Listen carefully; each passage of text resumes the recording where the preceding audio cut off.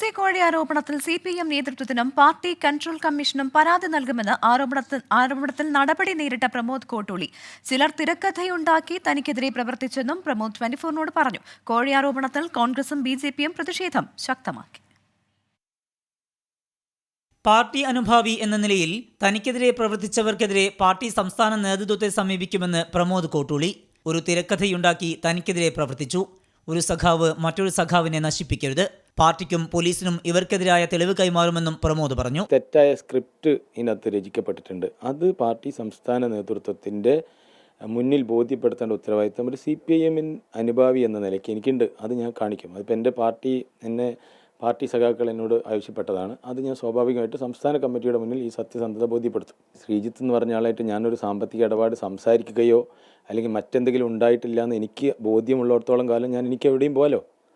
എനിക്ക് കൃത്യമായിട്ട് പോകാലോ. കൃത്രിമമായി രചിക്കപ്പെട്ട കാര്യങ്ങളെല്ലാം എന്താണ്, അത് കൃത്രിമമായി തന്നെ നമുക്ക് സത്യം വെച്ച് പൊളിക്കാവുന്നതാണ്. PSC കോഴ വിവാദത്തിൽ മന്ത്രി PA മുഹമ്മദ് റിയാസിന്റെ പങ്ക് അന്വേഷിക്കണമെന്നാവശ്യപ്പെട്ടാണ് കോൺഗ്രസ് പ്രതിഷേധിച്ചത്. പ്രവർത്തകർ മന്ത്രിയുടെ കോലം കത്തിച്ചു.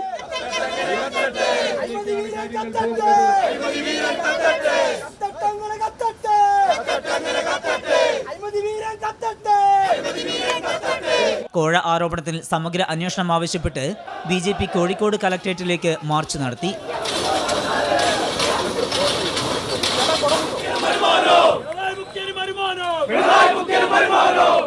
24 കോഴിക്കോട്.